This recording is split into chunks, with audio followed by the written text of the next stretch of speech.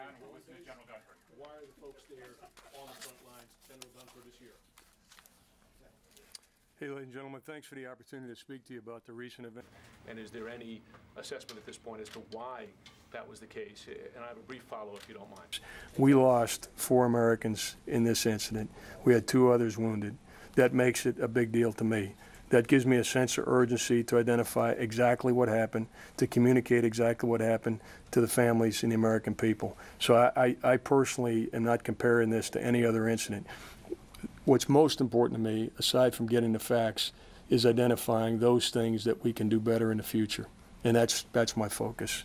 Of the situation, there was a drone up above within minutes? We had, to the extent that they're taking risk, we have sent them there to operate in areas within which there are extremist elements that if we weren't conducting operations, our judgment is that they would have the capability to plan and conduct operations against the homeland, the American people, or our allies. So are they taking risks? They are. Are they taking risks that are unreasonable or not within their capabilities? I don't have any reason to believe that. Or the chiefs made any recommendations to the White House to change troop numbers? In our judgment, we're dealing with global threats in Al-Qaeda and ISIS and other groups. And the theory of the case of our strategy is to be able to put pressure on them simultaneously wherever they are. And as importantly, to anticipate where they will be and to make sure that where they are and where they will be when they get there, they're confronted by local security forces that have the ability to meet the challenges associated with Al-Qaeda, ISIS, and other groups. And so we are working with partners on the ground in West Africa. We are working with partners on the ground in other parts of Africa. It's the same thing we're doing in Iraq and Syria, and it's what we're doing in Afghanistan. But if you look at the numbers, we have 800 Americans, we have 4,000 French, and there's over 35,000 local partners that are operating there. If you look at the numbers in Afghanistan, approximately 11,000 Americans on the ground, 300,000 Afghans. So what the American people need to know is, with a relatively small footprint, we are enabling local forces to deal with these challenges before they become a threat to the American people. October 4th, was that part of their mission plan that they put up and that headquarters understood was going to happen? And so our initial assessment is these are local tribal fighters that are associated with ISIS. And was there an investigation beyond the 15-6 into the troop deaths?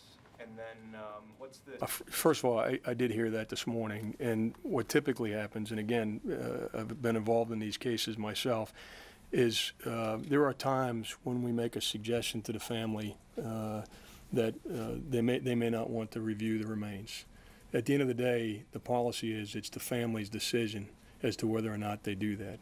So I can tell you what the policy is.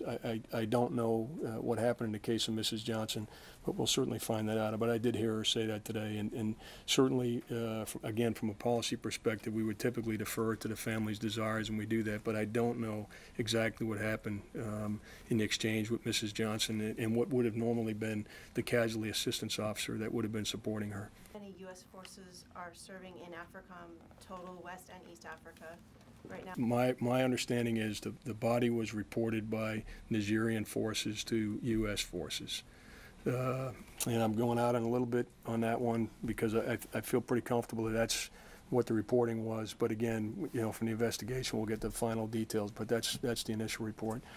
U.S. forces don't go out if they expect enemy contact. They won't go out with the... I believe that ISIS will attempt to establish a physical presence outside of Iraq and Syria now that they have lost their caliphate in Raqqa and Mosul. They will attempt to establish, and that's exactly why we're conducting the kind of operations we're conducting in Niger, is to ensure that local forces have the capability to prevent that from happening.